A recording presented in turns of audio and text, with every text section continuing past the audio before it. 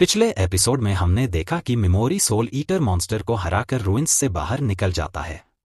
Episode की शुरुआत में हमें मिमोरी के क्लासमेट्स को दिखाया जाता है जो मॉन्स्टर्स को मारकर अपना लेवल अप कर रहे होते हैं और ऐसा करने के लिए उन्हें गॉडेस ने कहा था। वहीं जो डार्क हीरो बंदा होता है वह किसी साइको की तरह हंसते हुए मॉन्स्टर को मार रहा होता है। अगले सीन में हमें एक लड़की को दिखाया जाता है जिसका नाम कोबाटो होता है और यह बहुत इनोसेंट टाइप होती है और मॉन्स्टर्स को मार भी नहीं पा रही होती है। यहाँ उसकी साथ वाली थोड़ी ईविल टाइप लड़की उसे समझाती है कि अगर तुम इस मॉन्स्टर को नहीं मारोगी तो तुम्हें भी मिमोरी की तरह अकेला छोड़ दिया जाएगा, इसलिए मैं चाहती हूं कि तुम मारो मॉन्स्टर्स को। लेकिन यहाँ पर कोबाटो कह रही होती कि मुझे माफ करना, यह बहुत ही काइंड हार्टेड लड़की रहती है और मॉन्स्टर्स को मारना नहीं चाहती थी। तब वह कहती कि देखो मेरा प्रेडिक्शन यह है कि हमारा क्लास अलग हो जाएगा क्योंकि हमारे क्लास में बहुत सारे सेल्फिश लोग हैं और सब अपने आप को बहुत ही ज्यादा तेज समझते हैं। और देखो मैं खुद एक बी रैंकर हूं और तुम एक डी रैंकर हो, तो मुझे तुम्हारी जरूरत है और तुम्हें मेरी। इसलिए मैं चाहती हूं कि हम दोनों एक दूसरे की मदद करें और सब लोग एक दूसरे की मदद करेंगे। क्या कहती हो? और मैं तुम्हें अपने किहारा ग्रुप में ले लूंगी, फिर हम लोग बहुत ताकतवर हो जाएंगे। और रही बात अयाका की, तो वह भी ज्यादा दिन सरवाइव नहीं करेगी। और मैं तुमसे साफ साफ कहना चाहती हूं कि जब हम लोग यहाँ पर कब्जा कर लेंगे, मतलब डीम लॉर्ड को हरा देंगे, तब हम लोग यहाँ पर सबसे ज्यादा पावरफुल हो जाएंगे और क्लास में कोई भी हमसे टिक नहीं पाएगा। क्या कहती हो? इसके बारे में सोचो। तुम्हें तो बस एक मॉन्स्टर को मारना है। और इसी के साथ वह लड़की इस इनोसेंट लड़की को गलत तरीके से टच भी कर रही होती है। इसके बाद उसके इशारे पर उसके फॉलोअर्स उनके सामने एक कमजोर सा मॉन्स्टर ले आते हैं जिसे उन्होंने पहले से ही काफी पीटा हुआ था। और वह कह रही होती कि मारो इस मॉन्स्टर को। अगर तुम इस मॉन्स्टर को नहीं मारोगी तो तुम फेल हो जाओगी और मैं नहीं चाहती कि तुम फेल हो जाओ क्योंकि मुझे लगता है कि तुम आगे चलकर बहुत कुछ कर सकती हो। तो यहाँ पर ना चाहते हुए भी उसे मॉन्स्टर को मारना पड़ता है और फिर वह लड़की रोने लगती है क्योंकि उसे मारकर बहुत ही ज्यादा दुख हो रहा होता है। उसे याद आ जाता है एक दिन की कैसे मिमोरी ने सड़क पर एक घायल जानवर की मदद की थी और वह सोचती है कि मुझे माफ कर देना मिमोरी, मैं तुम्हें बचाने के लिए कुछ भी नहीं कर पाई। सीन कट होता है। हमें अयाका को दिखाया जाता है। अयाका को यहाँ पर होश आ गया था। अयाका देखती है कि वह एक बेड पर होती है। फिर उसे याद आ रहा होता है कि गॉडेस ने उसे बहुत तेजी से पंच मारा था।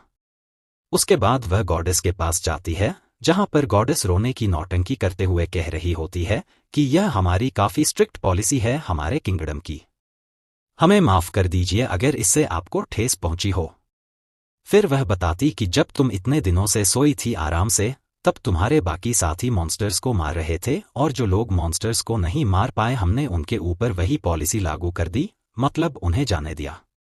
इसका मतलब बहुत सारे लोगों को इसने अकेला मरने के लिए छोड़ दिया था। अयाका को यह चीज बिल्कुल भी पसंद नहीं आती है क्योंकि ऐसे बेवजह लोगों को मारना यह चीज बिल्कुल भी अच्छी बात नहीं रहती है। और अयाका इसी के खिलाफ प्रोटेस्ट कर रही होती है और कहती है कि मैं तुम्हारे मेथड से बिल्कुल भी एग्री नहीं करती हूं गॉडेस। लेकिन गॉडेस कहती है कि देखो मैं गॉडेस हूं और मैं गॉडेस क्यों हूं यह तो तुम अच्छी तरह से जानती हो, क्योंकि हमारे दोनों के मन एक दूसरे से बिल्कुल भी नहीं मिलते हैं। हम लोग बिल्कुल अलग अलग हैं। और हाँ, तब अयाका गॉडेस को ऑफर देती है कि जो भी मॉन्स्टर को नहीं मार पाएंगे उनके बदले मैं उनका मिशन कवर कर दूंगी, लेकिन तुम उन्हें पनिशमेंट नहीं दोगी। क्या कहती हो इसके बारे में? गॉडेस अयाका के इस ऑफर को मान लेती है और कहती है कि अब हुई ना यह एक एस रैंक हीरो वाली बात। जब तक तुम एस रैंक हीरो की ड्यूटी अच्छे से निभाओगी तब तक मुझे कोई प्रॉब्लम नहीं है तुम्हारे इस मेथड से। और इसके बाद वह अयाका से हाथ मिलाने के लिए अपना हाथ आगे बढ़ाती है। थोड़ी देर सोचने के बाद अयाका गॉडेस से हाथ मिला लेती है। फिर जब वह बाहर जाकर देखती है तो सोच रही होती है कि उसका हाथ कितना ज्यादा कोल्ड था। आगे हमें दिखाया जाता है कि जंगल में उस एल्फ को देखा जाता है जिसे हमने एपिसोड 1 में देखा था। यहाँ पर यह लड़की कुछ गुंडों से बच के भाग रही होती है। उसका पीछा वाइट नाम का एक ग्रुप कर रहा था। इधर ये हंटर्स एक दूसरे से कह रहे होते हैं कि हाँ, वह छुपने में बिल्कुल भी अच्छी नहीं है क्योंकि उसकी स्मेल चारों तरफ से आ रही होती है। और यहाँ पर वे लोग उसे ढूंढ के मारने के फिराक में रहते हैं। अगले सीन में हमें मेमोरी को दिखाया जाता है। मेमोरी रूइंस से बाहर निकल गया था, तो यहाँ पर स्किल्स में उसे एक नया अपग्रेड मिलता है। अब मेमोरी टारगेट के किसी भी बॉडी पार्ट को पैरालिसिस से फ्री भी कर सकता है और उसे नॉन-लिथल पॉइजन भी मिलता है, जिससे उसका टारगेट मरेगा नहीं। हम देखते हैं कि मेमोरी आगे बढ़ता है तो उसे कुछ मॉन्स्टर्स की आवाज सुनाई दे रही थी। उसे लगता है कि यह मॉन्स्टर्स के ऊपर अपनी यह न्यू स्किल ट्राई करेगा, लेकिन देखता है कि यहाँ पर तो बहुत सारे स्लाइम्स रहते हैं और जो बड़े बड़े स्लाइम्स रहते हैं मिलके एक छोटे वाले को परेशान कर रहे होते हैं। यह चीज देखकर मेमोरी को अपना याद आ जाता है कि किस तरह से सभी लोग कमजोर के ऊपर दबाव डालते हैं, और फिर यहाँ पर वह आता है और सबको एक साथ में पैरालाइज कर देता है। अब मेमोरी सोच रहा था कि मैं इनका क्या करूं, तो यह बाकियों पर नॉन-लिथल पॉइजन यूज करता है और उन्हें डराकर भगा देता है, और वह छुटकू को रख लेता है। फिर उस छुटकू को रख लेता और कह रहा होता है कि देखो, मैं तुम्हें फ्री करने वाला हूं और तुम यहां से भागना बिल्कुल भी मत। देखो, मैं तुम्हें नुकसान नहीं पहुंचाना चाहता हूं। मुझे माफ करना, मुझे यहां पर आने में बहुत ज्यादा देरी हो गई, लेकिन तुम बहुत ही अच्छी तरह से लड़े थे, और आगे से तुम अपना ध्यान रखना। और फिर उसके बाद यह उसे भी पैरालाइज से हटा देता है, और उसे हटाने के बाद वह वहां से जाने लगता है। वह बस कह रहा था कि तुमने बहुत अच्छी लड़ाई लड़ी, और फिर वह जा रहा होता है। लेकिन जो स्लाइम था वह उसका पीछा कर रहा होता है। अब इसे समझ में आ गया रहता है कि यह स्लाइम भी बिल्कुल मेरी तरह एक आउटकास्ट है, इसलिए यह मेरे साथ ही चलेगा। उधर हमें मेमोरी को दिखाया जाता है जहां पर वह स्लाइम बैठा हुआ रहता है, और स्लाइम इसका पीछे का आंख बन गया था। मतलब यह पीछे नहीं देख सकता था, लेकिन स्लाइम तो देख सकता था ना। और यहाँ पर स्लाइम काफी ज्यादा खुश रहता है और मेमोरी डार्क हीरो से मिली फॉरबिडन आर्ट्स की बुक पढ़ रहा होता है, जहां उसे एक स्लाइम को स्ट्रॉन्ग बनाने की मेडिसिन के बारे में पता चलता है। हालांकि मेमोरी इसे अपने बदले में नहीं जोड़ना चाहता था, क्योंकि यह उसका पर्सनल मैटर था और पर्सनल सेल्फिश मोटिव में यह किसी और को नहीं नुकसान पहुंचाना नहीं चाहता था। मगर वह स्लाइम उसे छोड़ के बिल्कुल नहीं जाने वाला था। तब यह स्लाइम का नाम रखता है पिगीमारू, और फिर पिगीमारू और हमारी मेमोरी की टीम यहां से निकल पड़ती है। आगे हमें दिखाया जाता है कि ये जो व्हाइट वॉकर्स हैं ये अभी भी उस लड़की को ढूंढने के लिए आते हैं। उस लड़की का नाम सेरस है। सेरस यहां थक गई है क्योंकि अब वह और नहीं भाग सकती और काफी थकी हुई है, इसलिए वह यहां अपनी टेक्निक का इस्तेमाल करने के लिए तैयार हो जाती है और अपनी तलवार निकालकर कुछ मंत्र बोलती है और उसके चेहरे और हाथ पर आर्मर आ जाता है। लेकिन यहां व्हाइट वॉकर्स ने किसी और को पकड़ लिया है। उन्होंने सेरस के चक्कर में मेमोरी को पकड़ लिया है। वे लोग बात कर रहे होते हैं, अच्छा तुम तो हमारे शिकार नहीं हो, लेकिन तुम्हें मारने में बहुत मजा आएगा। जितनी भी चीजें हैं सब हमें दे दो। वे सभी लोग लड़कियों के बारे में बात कर रहे होते हैं कि इसे मारने के बाद हम लोग वापस से शहर में जाएंगे। खैर, उस लड़की को भी हमें पकड़ना पड़ेगा और फिर हम लोग बहुत मजे करेंगे। यहां पर ये लोग पूरी अयाशी की बातें कर रहे होते हैं। मेमोरी को ये चीज बिल्कुल भी पसंद नहीं आती। एक तो बिना वजह उसे पकड़ लिया और ऊपर से मारने की कोशिश। दूसरी तरफ जो लेफ्ट में बंदा है वह हमारे मेमोरी को मारना चाहता था, क्योंकि वह अपने ब्लेड की धार चेक करना चाहता था। जब वे लोग आपस में बात करने में व्यस्त होते हैं तब मेमोरी वहां से भागने की कोशिश करता है, लेकिन एक बंदा उसे रोक लेता है और कहता है, तुम कहां भागने की कोशिश कर रहे हो। इस पर मेमोरी गिरगिराने की नाटक करता है और मौका मिलते ही उसके ऊपर अपनी पैरालिसिस स्किल का इस्तेमाल कर देता है।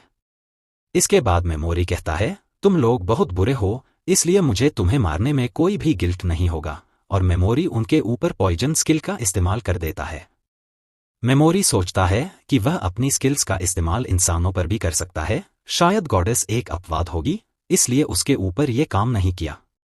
इसके बाद वह उनका सामान चेक करता है और उपयोगी चीजें अपने पास रख लेता है। हालांकि उसे एक और व्यक्ति का ऑरा महसूस हो रहा होता है। दूसरी तरफ हमें उस एल्फ को दिखाया जाता है जिसे समझ में आ गया था कि कोई और भी है यहां पर, और व्हाइट वॉकर्स अचानक से रुक चुके हैं। यहां उसे कुछ हलचल सुनाई देती है तो वह पीछे मुड़ती और एक जोरदार हमला करती है, लेकिन वह बस स्लाइम होता है और कुछ नहीं। मेमोरी पीछे से आकर उसे पैरालाइज कर देता है। फिर उससे पूछता है, तुम्हारे अंदर से मर्डर इंटेंट आ रहा है, लेकिन तुम काफी प्योर लग रही हो मुझे। वह कहती है, आखिर तुम्हें क्या चाहिए, कौन हो तुम? तब मेमोरी कहता है, देखो, मैं यहाँ नया हूँ और इस एरिया के बारे में ज्यादा कुछ नहीं जानता हूँ, तो मुझे जानना है कि आखिर मैं इस जगह से बाहर कैसे निकल सकता हूँ। फिर वह उससे बहुत सारे सवाल पूछता है और कहता है, रुको, मैं तुम्हारे सिर को अभी रिलीज कर रहा हूँ। इसका मतलब पूरा शरीर पैरालाइज रहेगा, लेकिन सिर्फ सिर अनपैरालाइज रहेगा। इसका मतलब तुम नॉर्मल तरीके से बोल सकती हो। तब दोनों यहाँ बात कर रहे होते हैं। वह पूछती है, क्या तुम्हें यहाँ आते वक्त कुछ 4 लोग मिले थे? वह पूछता है, क्या वे तुम्हारे दोस्त हैं? तब वह कहती है, नहीं, वे मेरे दोस्त नहीं थे। मेमोरी बताता है, मैंने उन 4 को मार दिया है। यह सुनकर उस एल्फ को यकीन नहीं होता और वह कह रही होती, क्या सचमुच? वह कहता है, हाँ, मैंने उन 4 को मार दिया क्योंकि उनके अंदर से काफी मर्डर इंटेंट आ रहा था। फिर सेरस उसे सारी चीजें बता रही होती है और इसे यकीन हो रहा था क्योंकि उसकी बातें झूठी नहीं लग रही थी। पूरी जानकारी वह ले रहा होता है कि यह कौन सी जगह है, कौन सा किंगडम है और कहाँ पर है, रूल्स क्या होते हैं और यहाँ की सारी चीजें। इसके बाद मेमोरी उसे फॉरबिडन स्क्रॉल दिखाता है और उसमें लिखी लैंग्वेज के बारे में पूछता है। वह बोलती है, यह कोई एंशियंट लैंग्वेज लग रही है, लेकिन मैं इसे नहीं पढ़ सकती। लेकिन मैं किसी और को जानती हूँ जो इसे पढ़ सकता है। वह है फॉरबिडन विच, जिसे इस तरह की हर नॉलेज है। वह बताती है कि तुम्हें गोल्डन डीम जोन में वह मिल जाएगी और वह ऐसे हिडन पैराग्राफ्स को पढ़ सकती है। इसके बाद वह एल्फ बोलती है, माफ करना, तुमने मेरी जान बचाई और मैं तुम्हारी ज्यादा मदद भी नहीं कर पाई। यहाँ मेमोरी यह सोच रहा था कि यह बिल्कुल मेरी आंट की तरह है, बहुत ही काइंड और प्योर हार्टेड। मुझे नहीं लगता कि इस बेकार सी दुनिया में सरवाइव कर सकती है। लेकिन फिर वह कहता है, ठीक है, हमने एक दूसरे की मदद कर दी है और हाँ, कुछ देर के बाद यह पैरालाइज हट जाएगा तो तुम वापस फ्रीली चल सकती हो। यही कहने के बाद वह वहां से जाने लगता है और वह पिगीमारू को कह रहा होता है, वह देखने में तो बहुत अच्छी लग रही थी, लेकिन मैं कोई रिस्क नहीं ले सकता। क्या पता वह पीछे से मुझ पर हमला कर दे। पिगीमारू, तुम पीछे निगरानी रखना, ठीक है? और इसके लिए पिगीमारू पूरी तरह से तैयार होता है। इसके आगे हमें एक और सीन दिखाया जाता है जिसमें हम देखते हैं कि उस एल्फ लड़की के पोस्टर सिटी में लगे होते हैं और वह एक पुराने एल्फ किंगडम की प्रिंसेस होती है। और एपिसोड भी यहीं पर खत्म हो जाता है। अगर आपको वीडियो अच्छी लगी, लाइक करें, चैनल पर नए हैं तो सब्सक्राइब करें और कमेंट करके बताएं कि आपको वीडियो कैसी लगी।